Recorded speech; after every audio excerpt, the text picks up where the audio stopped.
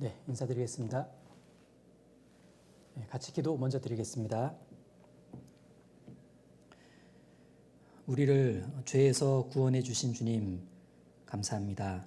오늘도 소중한 하루를 주셔서 감사드리고 그리스도인으로 살아가게 해주심도 감사드립니다. 우리에게 주어진 하루하루를 낭비하지 않도록 도와주시고 또 우리에게 맡겨진 아이들을 소홀히 대하지 않도록 도와주세요. 우리 각자의 삶도 최선을 다하고 또 아이들을 가르치는 일에도 열심을 다해서 우리에게는 보람이 되고 또 주님께는 영광되기를 구합니다. 오늘도 함께 배우는 시간을 통해서 필요한 지식과 교훈을 주시고 또 마음을 일깨워 주시길 부탁드립니다. 감사드리며 주 예수님 이름으로 기도드립니다. 아멘. 네, 이번 공과는 사울의 불순종입니다.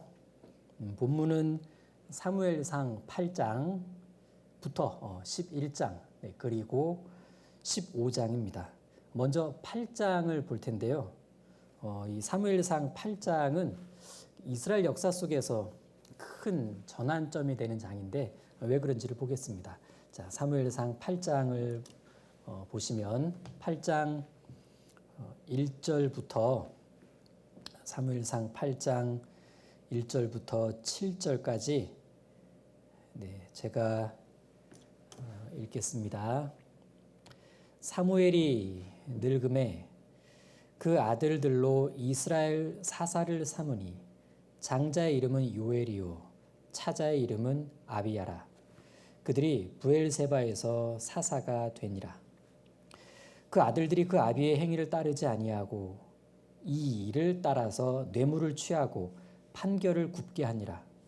이스라엘 모든 장로가 모여 라마에 있는 사무엘에게 나아가서 그에게 이르되 보소서 당신은 늙고 당신의 아들들은 당신의 행위를 따르지 아니하니 열방과 같이 우리에게 왕을 세워 우리를 다스리게 하소서 한지라. 우리에게 왕을 주어 우리를 다스리게 하라 한 그것을 사무엘이 기뻐하지 아니하여 여호와께 기도하매 여호와께서 사무엘에게 이르시되 백성이 내게 한 말을 다 들으라. 그들이 너를 버림이 아니요 나를 버려 자기들의 왕이 되지 못하게 함이니라. 자, 여기까지 이렇게 읽고 났을 때 이런 상황, 이런 분위기, 특히 6절처럼 우리에게 왕을 주어 우리를 다스리게 하라. 자, 이런 식으로 외치는 이스라엘 백성들을 볼 때 우리는 어떤 감정을 느끼게 되나요? 분노, 뭐 이런 거 아니겠습니까? 분노. 아니, 웬 왕? 무슨 왕? 하나님이 왕이시잖아. 이스라엘 너희는 하나님의 백성이고 도대체 지금 무슨 소리를 하는 거야? 자, 이스라엘을 바라보는 우리의 마음은 좋지가 않습니다. 그런데 7절을 보시면 하나님의 반응도 의외예요. 7절 다시 보시면 여호와께서 사무엘에게 이르시되 백성이 내게 한 말을 다 들으라.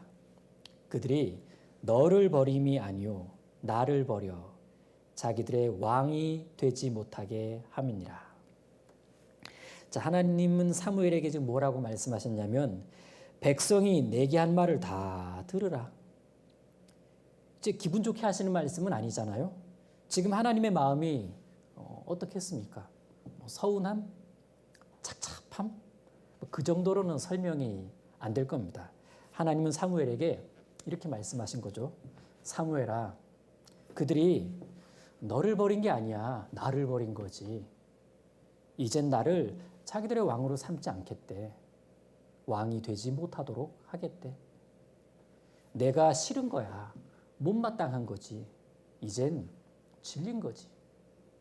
뭐 이런 식. 자, 아마 이스라엘 백성들은 긴 사사 시대를 끝내고 싶었던 것 같습니다. 사사가 통치하는 시대에 말이죠.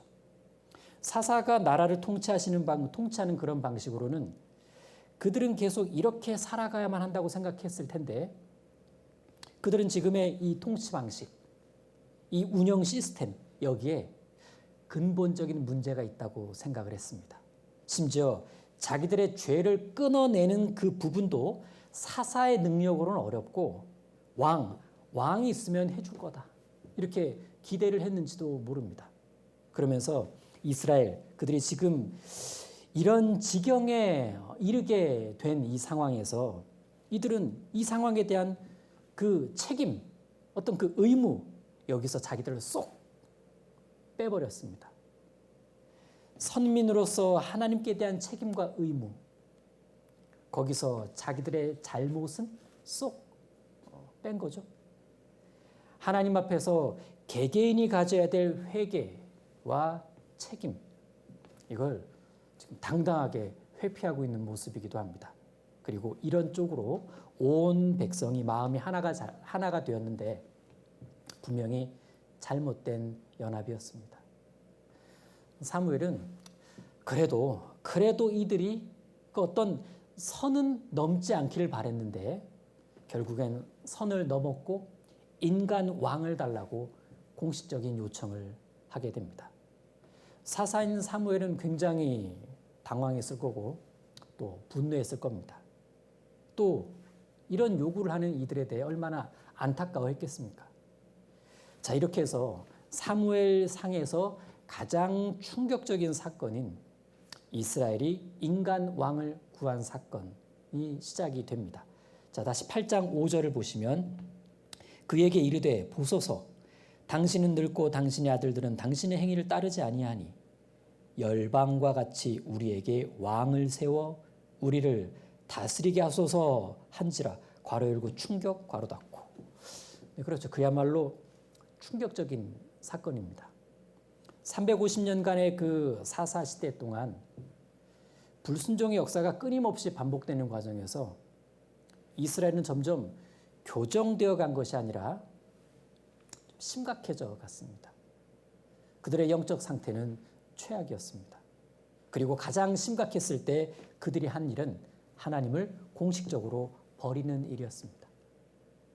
여기 이제 5절처럼 열방과 같이 우리에게 왕을 세워 우리를 다스리게 하소서.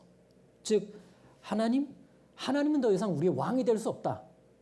우리는 하나님 왕 말고 인간 왕을 원한다. 이런 거였죠. 표면적으로는 왕을 구한 건데 본질적으로는 하나님을 몰아내는 일이었습니다.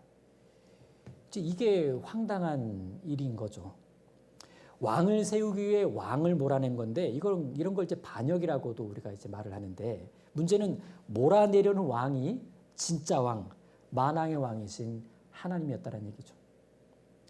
이들의 요점은 이제부터는 하나님의 직접 통치를 거부하고 인간 왕에 의해 통치를 받겠다 이것이었습니다. 사무엘은 이 요구를 받고 나서 너무나 괴로워하지만 하나님은 그 왕정 제도를 허락하십니다. 이들의 이런 요구는 절대 즉흥적인 요구는 아니었습니다. 신중히 결정된 것이었죠. 워낙 중요한 안건이었기 때문에 아마도 이들은 이전에 했던 방법대로 모여서 의논을 했을 겁니다. 함께 모여 깊이 생각하고 심사숙고하고 분석도 하고 상당히 심도 있게 논의를 했겠죠. 그 결과가 왕을 달라 였습니다. 그런데 이러한 결론에는 결정적인 문제 하나가 있었습니다. 하나님의 뜻과는 어긋나 있었다는 얘기입니다. 궁금하지 않습니까? 야, 이토록 토론했는데 어떻게 하나님의 뜻과 어긋나는 결정을 할 수 있을까? 그건 그들의 의논 자체가 하나님의 뜻을 물어보는 데 집중되어 있었던 것이 아니라 사람들의 의견을 취합하는 데 몰입되어 있었기 때문에 그렇습니다. 이것이 그들의 영적 상태였습니다. 네, 좀 일이 진행되는 걸 들여다보면 영적 상태를 알 수 있죠. 그들은 틀림없이 기도보다는 회의를 많이 했을 겁니다. 기도했으면 하나님의 뜻이 무엇인지 분명히 알 수 있었을 텐데 이들은 처음부터 말씀에서 방향을 찾으려 하기보다는 다수결에 기반을 두고 방향을 결정하려고 했습니다. 웬 다수결? 참으로 어처구니 없는 처사 같지만 영적 상태가 엉망이면 이런 일은 자연스럽게 일어납니다. 우리가 정말 경계해야 될 부분이기도 하죠. 자, 그런데 이렇게 해서 결정된 왕을 달라라는 이스라엘의 요구는 매우 이제 확고한 거였는데 이제 궁금한 점이 생깁니다. 아니, 그 어떤 결정이 하나님의 뜻과는 맞지 않은데 그런데 그걸 그들이 기어이 하겠다고 하면 하나님은 어떻게 하시는가? 허락하십니다. 권하신 것이 아니라 허용된다는 얘기죠. 그러니까 어떤 일을 고집하면 그래, 그럼 한번 마음대로 해봐라. 이런 일이 이제 몇 번 이렇게 좀 있었잖아요. 아유, 하나님, 왜 허락하십니까? 적극적으로 말리셨어야죠. 그건 우리의 고집은요, 하나님의 말씀으로도 안 꺾입니다. 아시잖아요. 참 놀랍지 않습니까? 말씀으로도 고집이 안 꺾입니다.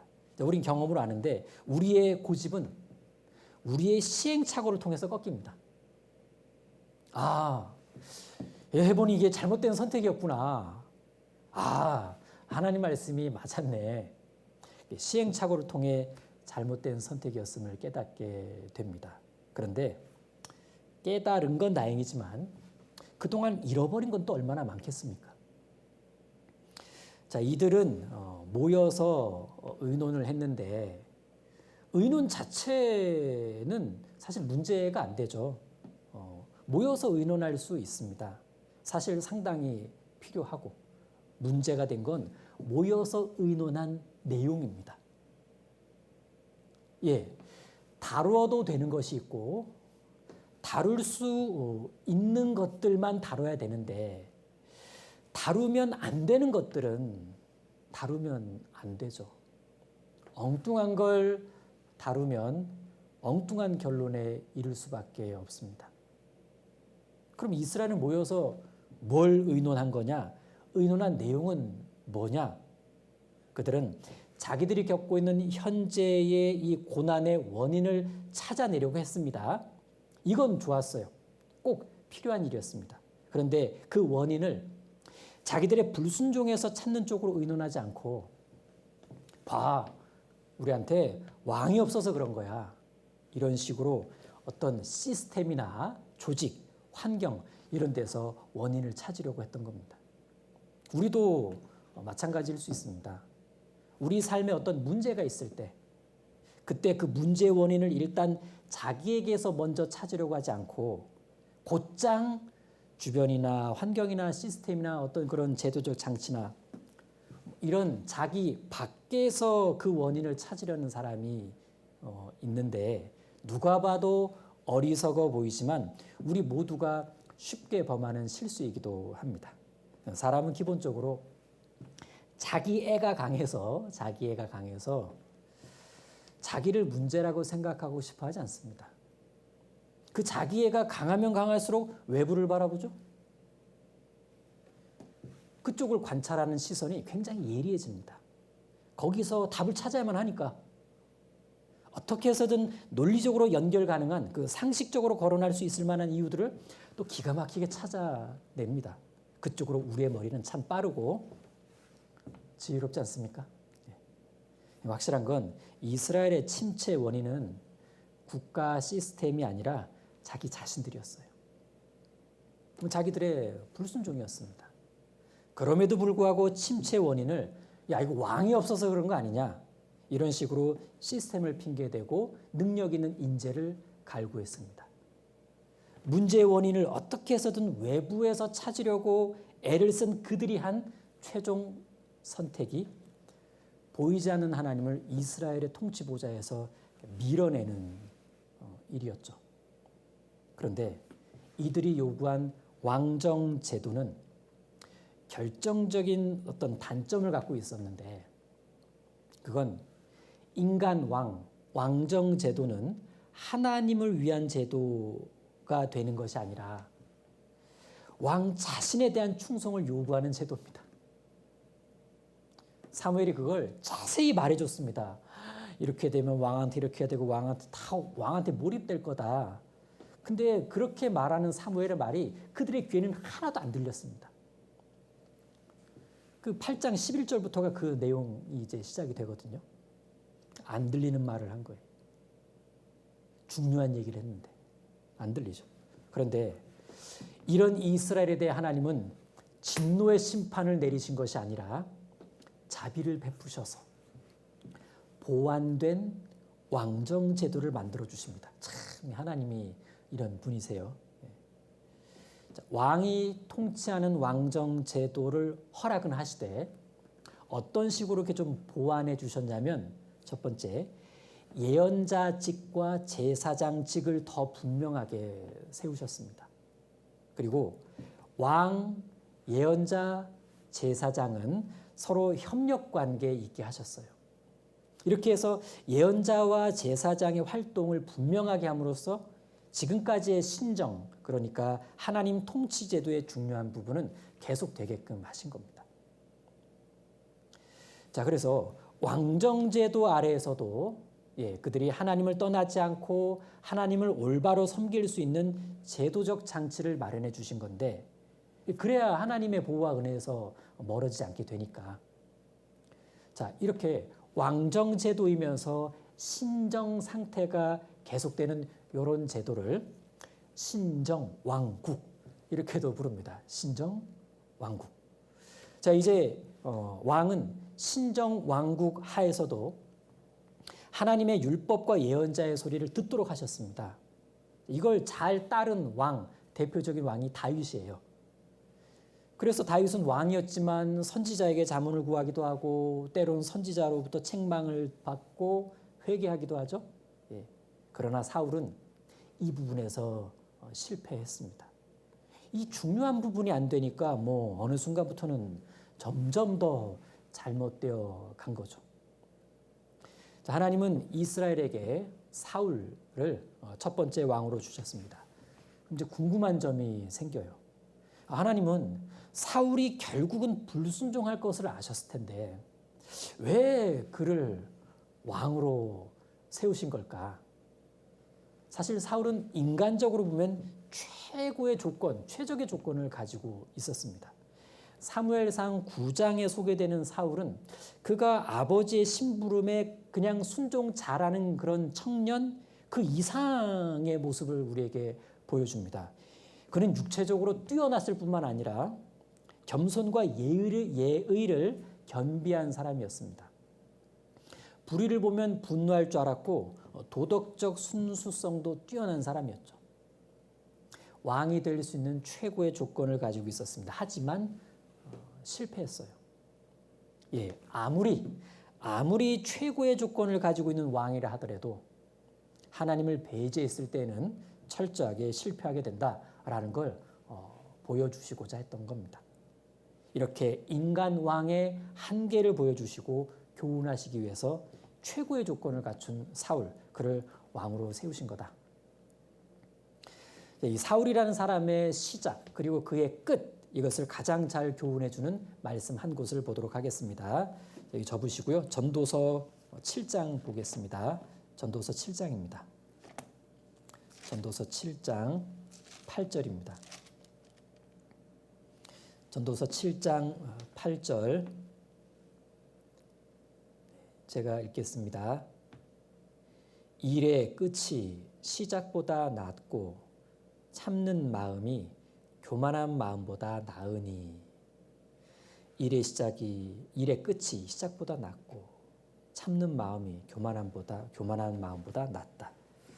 자, 이렇게 정리해 볼 수 있죠. 출발도 중요하지만 과정이 중요하다라는 것을 교훈하고 있습니다. 과정에서 변질되면 끝이 망가지죠. 그리고 변질되지 말아야 할 중요한 마음은 시작할 때 있었던 여기 이 참는 마음입니다. 참는 마음. 참는다는 건 신중함으로 인내하는 걸 말하죠. 만일 이 참는 마음이 변질되면, 그러니까 신중함을 잃고 마음이 조급해지게 되면 결국은 인내하지 못하고 성급한 행동을 하게 된다는 겁니다. 그럼 누가 신중함을 잃고 마음이 조급해질까? 어떤 방법으로든 목표에 도달하려는 사람입니다. 수단과 방법을 가리지 않고 목표에 도달하겠다. 이 사람은 조급해요. 왜? 어떻게든 도달해야 되니까. 그래서 일이 지연되면 안달이 납니다. 그 결과 신중함을 잃어버리게 돼요. 이런 사람의 특징은 모든 것이 자기 뜻대로 되어야 한다는 자기중심적인 사고를 가지고 있습니다. 그래서 마땅히 거쳐야 할 과정을 거스리는데 쉽게 거스릅니다. 그는 하나님의 섭리와 역사에 대한 기대감을 갖고 참고 기다리는 요것을 할 줄 모릅니다. 이 모든 문제점을 다 요약해서 한 단어로 말한다면 교만입니다. 자, 여기 전도서 7장 8절 본문을 간단하게 정리하면 참는 마음이 교만한 마음보다 낫다라는 말씀인데, 그건 일의 시작이 아무리 좋았어도 그 과정에서 참고 인내할 줄 모르면, 교만한 마음으로 행동하게 되면 결국엔 일의 끝은 이렇다, 끝이 안 좋다, 이것을 말씀해 주고 있습니다. 사울이 그랬어요. 자, 여기를 비교해 보면 금방 합니다. 사무엘상 10장을 보시겠습니다. 자, 흥미로운 것 두 부분을 비교해 볼 텐데, 사무엘상 10장, 자, 두 곳을 비교해 봅니다. 사무엘상 10장은 사울의 출발점이다, 이렇게 생각할 수 있고, 10장 8절, 자, 너는 나보다 앞서 길갈로 내려가라. 내가 네게로 내려가서 번제와 화목제를 드리리니 내가 네게 가서 너희 행한 것을 가르칠 때까지, 여기죠, 7일을 기다리라. 네, 지금 사무엘이 사울에게 말하고 있는 장면인데요. 자기가 번제와 화목제를 드릴 테니까 사울, 너는 일단 먼저 가서 7일을 기다려라.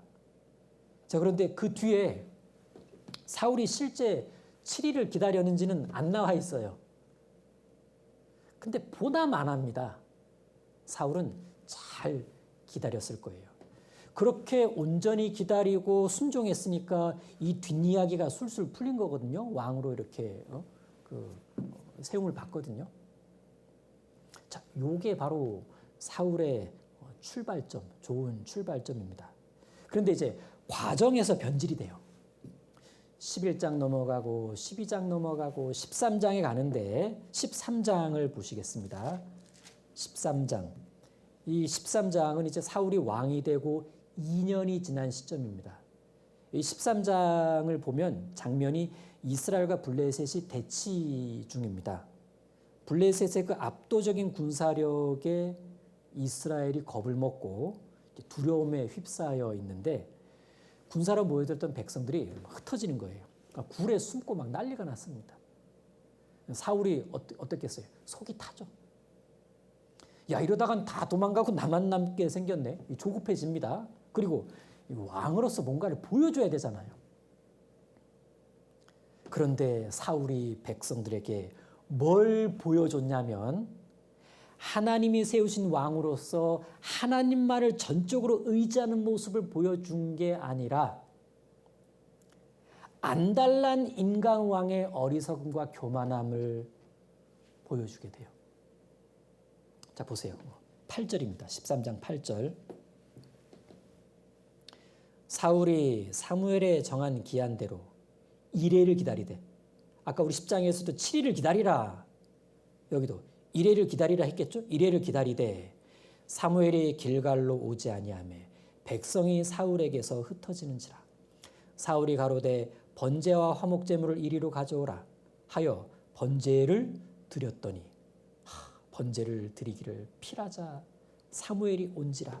사울이 나가 맞으며 무난하매. 자, 이번에도 사무엘이 사울에게 7일을 기다리라고 했습니다. 그런데 일이 어떻게 됐냐면, 사울이 기다리긴 했는데 더 기다리지 못하고 자기가 번제를 드렸습니다. 이제 여기서 두 가지 문제가 생긴 거예요. 첫 번째 문제점. 7일을 기다렸는데도 사무엘이 안 오니까 바로 기다리는 걸 포기했어요. 할 만큼 했다 이렇게 된 거죠. 근데 생각해 보세요. 좀 전에 10장 살펴봤을 때 7일을 기다리라 했는데 우리 아까 10장에서 7일을 기다리라 했는데 만일 그때 사무엘이 워낙 고령의 나이라 오는 길에 다리가 막 좀 아파가지고 7일 좀 넘겼어요. 그러면 기다리던 사울은 사무엘이 올 때까지 계속 기다렸을까? 아니면 뭐야 약속도 안 지킨 이 노인네 하면서 그냥 집으로 돌아갔을까요? 기다렸을 거예요. 뭐 8일, 9일 글쎄요. 올 때까지 기다렸겠죠. 당연히 기다렸을 겁니다. 그게 사울의 출발점입니다. 사울은 그런 사람이에요. 그런데 왕이 되고 2년이 지난 지금 여기서는 어떻습니까? 7일을 기다리라 라는 이 전가를 받고는 7일을 기다리는데 7일 딱 지나도 사무엘이 안 오니까 바로 자기가 하고 싶은 대로 하는 거 보세요. 이건 사울이 딱 떨어지는 계획성 있는 성격 때문이 아니에요. 그냥 방자한 겁니다. 아주 교만해진 거죠. 사울은 처음처럼 기다렸어야 돼요. 조금만 더 기다렸으면 되는 일이었습니다. 이날 사무엘이 도착했잖아요. 만일 사울이요 하나님에 대한 믿음과 사무엘에 대한 신뢰가 여전했었더라면 왜 좀 더 안 기다렸겠습니까? 솔직히 그게 뭐 어려운 일이라고. 아마 더 기다리면서 기도를 더 했을 거예요. 하나님 아직 안 왔습니다. 오기로 한 시간이 지났는데 안 왔습니다. 오겠죠? 하나님이 오게끔 하시겠죠? 예, 기다리겠습니다. 이렇게 했다면 그게 사울의 출발점일 겁니다. 좋은 모습이 유지되는 걸 거예요. 자, 두 번째 문제점. 사울이 자기가 제사를 드렸다라는 거예요. 월권 행위. 사무엘이 하도 황당하고 기가 막히고 괘씸해가지고 사울을 막 꾸짖습니다.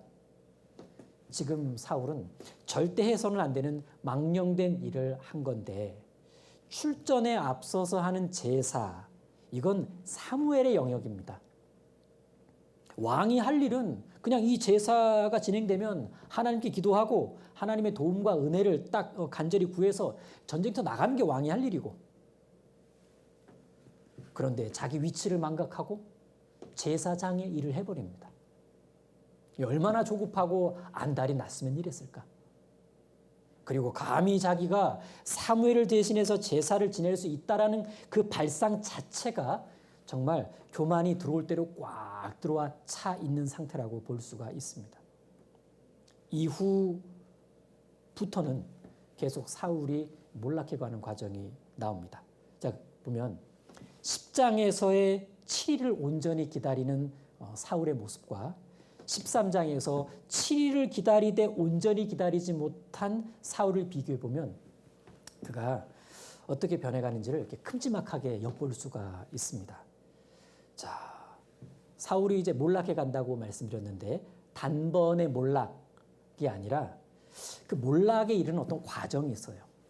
이렇게. 그 과정을 사울의 길, 이렇게 말할 수 있습니다. 사울의 길. 자, 그건 우리가 사울에게서 얻을 수 있는 중요한 경계의 교훈이 돼요. 야, 사울의 길 조심해야 되겠다. 우리 왜 초심이라고 말하는 것이 있습니다. 초심.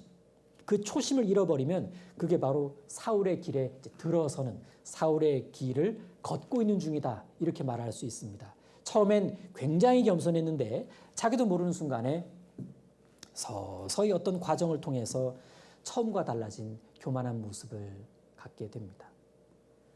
갑자기 하루아침에 교만해지는 것은 아니라는 얘기입니다. 사울은 그렇게 해서 파멸에 이르게 됩니다. 우리 구원받고 처음 교제 나오면 형제 자매들이 어때 보입니까? 다 위대해 보이죠. 예, 대단해 보입니다. 제가요 제 얘기도 되나 모르겠는데 구원받고 며칠 안 돼서요. 어떤 형제님을 만났습니다.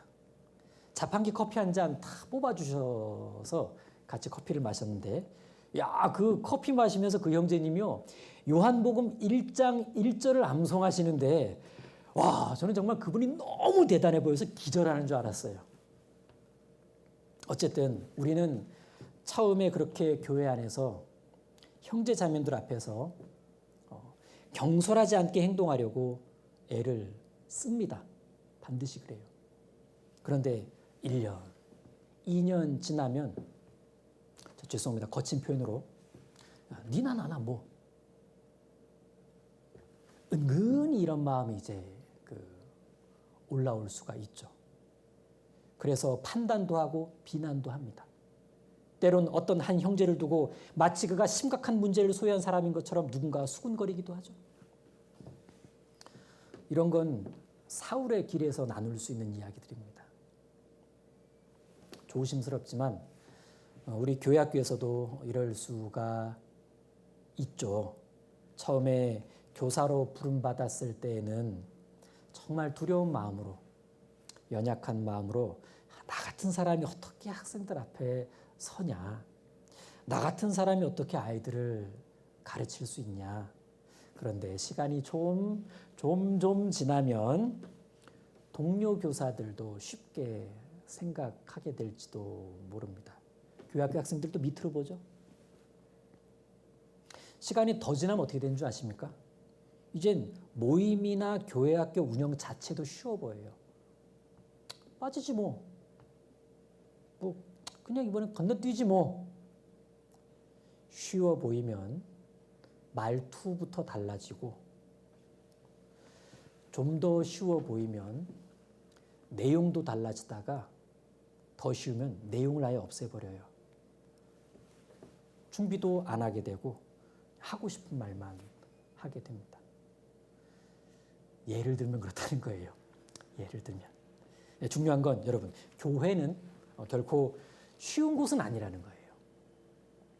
교회는 말씀 있는 곳이고 질서가 있는 곳이고 거룩한 곳이고 주님이 머리로 계십니다. 그래서 우리 마음에 혹 어떤 부분이 교회에 대해서 좀 쉬워졌다면은 초심이 사라졌기 때문이다라고 말할 수가 있다는 겁니다. 그래서 사울의 길을 걷고 있는 중일 수도 있다. 내가 그걸 빨리 깨우칠 수 있어야 하겠죠. 자, 이 사무엘상 13장은 사울이 변했다는 걸 소개하고 있습니다. 근데 사실 사울 입장에서 정말 억울해요. 지금 이 사건 되게 억울합니다. 7일을 안 기다린 게 아니잖아요. 기다렸습니다. 그리고 오죽하면 자기가 제사를 드렸겠습니까? 나름의 이유를 댑니다. 사무엘한테. 그럴 수밖에 없었다는 정황도 이야기하는데 들어보면 사실 다 맞는 말이에요. 보겠습니다. 11절, 13장 11절. 사무엘이 가로되 왕의 행한 것이 무엇이뇨? 사울이 가로되 백성은 나에게서 흩어지고 사실. 당신은 정한 날 안에 오지 아니하고 사실. 블레셋 사람은 믹마스에 모였음을 내가 보았으므로 사실. 이에 내가 이르기를 블레셋 사람은 나를 치러 길갈로 내려오겠거늘 거의 확실. 내가 여호와께 은혜를 간구치 못하였다 하고 부득이하여 번제를 드렸나이다. 12절 마지막에 부득이하여. 맞아요. 사울은 부득이하여 번제를 드렸습니다. 부득이. 이 단어는 보통은 육신의 한계를 넘지 못한 사람들이 주로 사용하는 말이에요. 부득이요. 부득이하게. 기다리고 기다리다가 내가 부득이했다고. 하다가 부득이 그만두었다고. 봉사 계속 하려고 했는데 내년에도 부득이 내려놓아야 할 것만 같다고. 물론 특별한 경우도 있을 텐데. 그런데 알고 보면 그 부득이에 대한 내용들은 사실 거의 있음직한 상황들이에요. 그 있음직한 상황들을 넘어서지 못하면은 그건 이제 상식선까지만 버티고 또 그 상황을 좀 넘어설 줄 알면 그건 육신의 한계를 넘은 것이 되고, 자, 육신의 한계를 넘어서 이렇게 좀 조금만 더 버텨보는 것, 기다려보는 것, 이게 믿음 아닐까요? 이렇게 보면 결국 사울은 믿음으로 기다리지 못한 셈이 되는 겁니다. 믿음에 서 있지 못한 인간 왕, 그의 앞날은 벌써 훤히 보이는 듯합니다. 우리가 주님의 일을 제시받고 그것을 하려고 하면 갑자기 상식적인 이유들이 몰려와서 부득이를 만들어 냅니다. 그리고 그 일을 할 수 없게 만들죠. 포기하게 만드는데 그게 부득이의 능력이에요. 그러나 사실 믿음의 관점에서 보면 핑계에 불과하죠. 왜냐하면 그 상황에서는 하는 사람이 있거든요. 자, 이어지는 사무엘상 15장에서는 불순종과 속임수가 혼합된 죄를 사울이 범하게 돼요. 불순종과 속임수가 혼합된 죄.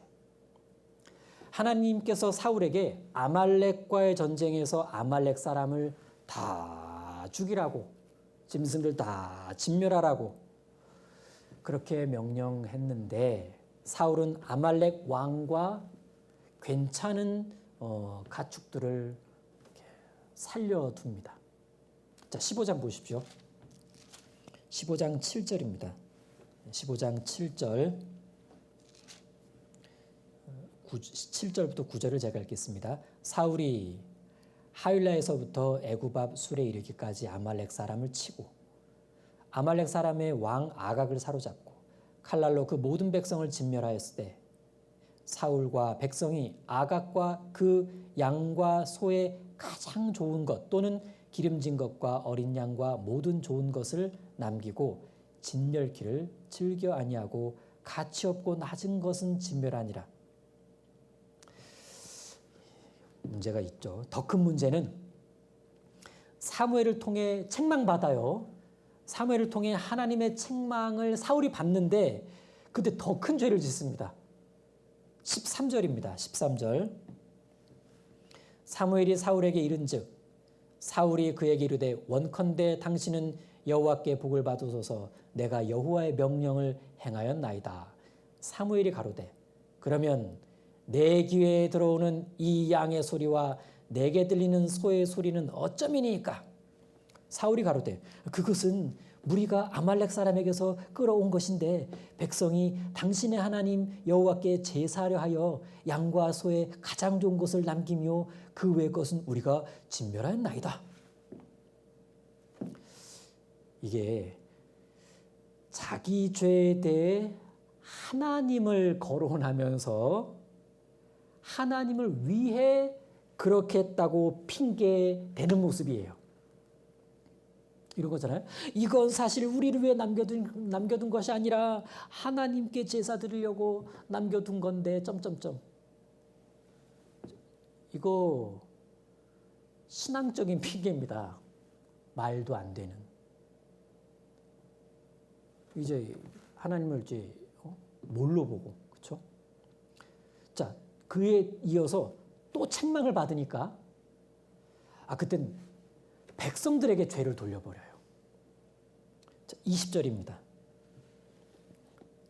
사울이 사무엘에게 이르되 나는 실로 여호와의 목소리를 청중하여 여호와께서 보내신 길로 가서 아말렉 왕 아각을 끌어왔고 아말렉 사람을 진멸하였으나 다만 핑계 용어죠. 다만 백성이 그 마땅히 멸할 것 중에서 가장 좋은 것으로 길갈에서 당신의 하나님 여호와께 제사하려고 양과 소를 취하였나이다. 이건요 내가 그런 게 아니라 백성들이 그렇게 하자고 해서 한 거라고.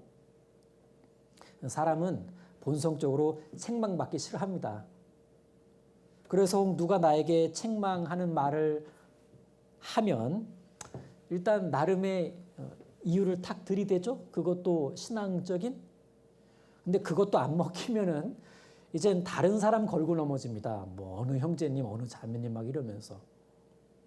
결국 책망을 회피하고 싶어서 그런 건데 죄를 지은 것보다 더 죄스러운 건 뭐냐면 그게 이제 핑계 대는 겁니다. 책망을 피하려고 엄한 사람 핑계를 대면서 그런 그리스도인은 뭐 이것저것 떠나가지고 그냥 못된 거예요. 못된 거. 사울은 이런 식으로 죄를 더합니다. 자, 잠언 6장 23절에서는 훈계의 책망은 곧 생명의 길이다 라고 말씀합니다. 만일 사울이 사무엘이 전하는 훈계의 책망을 겸허히 받아들이고 죄를 돌이켰더라면 아마 사울의 미래는 달라지지 않았겠습니까? 그래서 우리나 우리 아이들이나 이 말씀의 훈계, 말씀의 책망을 이렇게 어떻게 받아들여야 되는지 참 굉장히 어떤 그 기초적인 부분인 것 같아요. 그러면서 아주 중요한 이런 부분을 좀 교훈을 받게 됩니다. 자, 그럼 이제 사울이 이런 식으로 책망을 핑계와 거짓으로 막 회피하려고 몸부림친 이유는 뭘까? 사울은요, 자기가 꽤 괜찮은 사람이라고 생각을 하고 있는 겁니다. 그 생각이 이제 꽉 있어요. 자기가 정말 괜찮은 사람이라고 생각하니까 괜찮은 사람이 문제 없어야 되잖아요. 나 문제 없는 사람인데. 이건 자존감 쪽이 아니에요. 나는 정말 괜찮은 사람이구나. 이건 자존감 쪽이 아니고 성경은 이런 자를 거만한 자라고 말합니다. 거만한 자. 이 거만한 자들은 책망을 듣지도 받아들이지도 않는다고 경고합니다. 자, 이 사울이요. 하나님 앞에서 자기 죄를 자복하지 않고 버티려 합니다. 죄에 대한 책임을 회피하려고 몸부림칩니다. 나름의 이유를 들먹거리며 그 죄를 정당하려고 애를 씁니다. 때론 오히려 화를 버럭 내면서 그게 뭐 죄냐? 죄를 죄로 여기지 않고 끝까지 죄를 정당화시키려고 할 때 그는 이미 많이 거만해진 사람이에요. 이러한 사울에게서 하나님이 함께 하실 자리는 없었습니다. 그 결과 여호와의 신이 사울에게서 떠나게 되고 하나님의 시선은 다윗을 향하게 됩니다. 자, 그러자 사울은 다윗에 대한 질투심에 사로잡히게 되고 이제 나머지 생애를 다윗을 괴롭히고 없애려는 쪽으로 그쪽으로 이제 거의 미쳐서 이제 살죠. 이제 이렇게 한번 생각을 해봅니다. 자, 도대체 이 사울이라는 사람이 이렇게 괜찮은 데서 이렇게 엉망인 쪽으로 뚝 떨어진 이유가 뭘까? 다윗과 비교해 보면 선명해져요. 일단 사울은 말씀이 없었습니다. 사울이 묵상했다라는 내용은 없는데 그러니 육신의 제어가 안 되지 않았겠습니까? 그러나 다윗은 말씀을 꿀보다 더 달게 여겼습니다. 그 결과가 겸손, 순종, 믿음의 행보였습니다. 자, 그리고 또 하나, 사울은 기도가 없었어요. 기도가. 한 예로 이 사무엘상 14장을 보게 되면 사울이 법궤를 가져오게 합니다. 그리고 요나단이 전투 나간 것에 대해서 하나님께 물어보려고 해요. 근데 전투가 이스라엘 쪽으로 유리하게 돌아가고 있다고 판단이 되자 갑자기 법궤 가져온 제사장한테 뭐라고 말하냐면 네 손 걷어라 이렇게 말합니다. 다른 번역에 뭐라고 된 줄 아십니까? 그만둬라. 지금은 기도할 시간이 없다. 그리고 얼른 전쟁터로 가버려요. 뭔 일이 일어나나 이렇게 보러 갑니다. 이에 반해 다윗은 늘 기도하는 사람이었습니다. 그가 얼마나 기도의 사람이었는지는 시편을 보면 알죠. 그가 무엇을 어떻게 기도했는지도 역시 시편 보면 압니다. 그의 기도는 그로 하여금 최악의 상황에서도 하나님을 의지할 수 있게 해주었습니다. 하지만 사울은요. 그는 위기가 오면 바로 자기 생각대로 했어요. 기도가 없는 사람의 당연한 모습 아니겠습니까? 또 사울의 불행한 결말의 원인은 그가 하나님과의 교제가 없었기 때문에 그렇습니다. 사울은 하나님과 늘 다른 생각을 하고 있었어요. 이걸 동상이몽이라 그러죠. 하나님과의 교제 없는 상태. 딴 생각, 서로가. 그러나 다윗은 말씀과 기도와 찬양으로 늘 하나님과 교제했습니다. 동몽 아니겠습니까? 그래서 마음이 하나님과 합할 수가 있었죠. 한편 다윗한테는 요나단 같은 신앙 친구가 있었는데 사울은 없었습니다. 진실한 동역자가 있고 없고의 차이가 때론 사울과 다윗의 갈림길을 만들 수도 있다는 걸 생각해 봅니다. 그리고 다윗은 자신은 늘 목자가 필요한 어린 양이라고 생각했습니다. 하지만 사울은 자기가 더 이상 무슨 돌봄이 필요한 연약한 존재라는 생각을 안 했습니다. 내가 누군데 이랬죠. 그래서 우리는 연약한 다윗에게는 그래 하나님이 목자가 되어 주셨고 자기 그렇지 않다고 생각한 사울에게는 그냥 내버려 두셨습니다. 우리 중 누구도 하나님의 도움 없이 하나님의 어떤 도움의 손길 없어도 되는 그런 탄탄한 사람은 없습니다. 자, 이것도 생각해 볼 수 있습니다. 사울, 그는 참 자기중심적인 사람이었습니다. 고린도후서 10장 12절은 말씀합니다. 저희가 자기로서 자기를 헤아리고 자기로서 자기를 비교하니 지혜가 없도다. 즉 자기가 기준인 사람은 분명한 기준을 가지고도 이렇게 적용했다가 저렇게 적용했다가 합니다. 그게 그러니까 기준이 없는 게 아닙니다. 있는데 자기 입맛에 맞게 해요. 그 결과가 뭐냐? 주변 사람이 되게 힘들어지는 거예요. 그래서 아들 요나단이 얼마나 힘들었겠습니까? 사람이 하나님을 깨닫기 전에 자기 중심적인 것은 어쩌면 당연해요. 그러나 하나님의 사람이 되었다면 하나님 중심, 교회 중심으로 바뀌는 거 당연한 거 아니겠습니까? 그런지 어찌된 일인지 여전히 자기가 기준이고 자기가 중심이면 그는 도대체 무엇으로 새 사람이 되었다고 말할 수 있을까? 틀림없이 성령께서는 우리가 마음의 변화를 받게끔 역사하신다고 하셨는데 왜 변화가 없지? 무엇이 문제인지를 고민해 볼 필요가 있습니다. 어쩌면 사울처럼 자기에게 집착하고 자기를 내세우려고 하는 그 어떤 아집이 있는 건 아닌지. 우린 주님께만 집착하기로 한 사람들입니다. 주님의 영광만을 내세우기로 한 사람들이죠. 물론 사울이 처음부터 아집이 있었던 것은 아닙니다. 그래서 더욱 교훈이 되죠.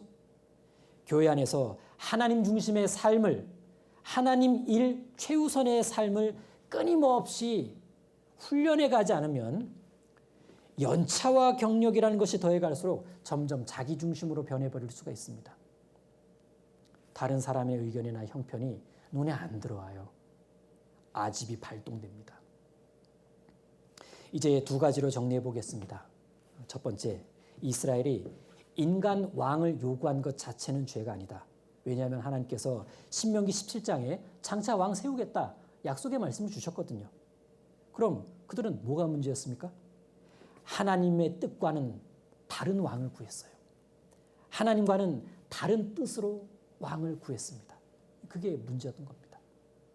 자, 그리고 두 번째, 사울. 그에게 최고의 적은 누구였나? 블레셋? 아닙니다.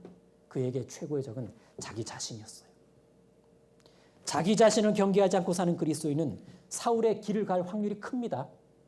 사울형 그리스도인이 되는 겁니다. 그리고 그의 신앙생활은 사울스럽겠죠. 사울은 이렇게 우리에게 중대한 경고의 메시지를 전하고 있습니다. 기도하고 마치겠습니다. 하나님 감사합니다. 사울의 불순종에 대해 교훈받을 수 있는 시간 주셔서 감사합니다. 혹이나 우리 중에 사울의 길로 접어드는 그리스도인이 없기를 바랍니다. 항상 말씀의 길, 교제의 길을 걸어갈 수 있도록 도와주시고 우리의 부족함 없는 기도로 우리의 마음이 늘 추스려지고 또 주님께로 집중할 수 있도록 도와주세요.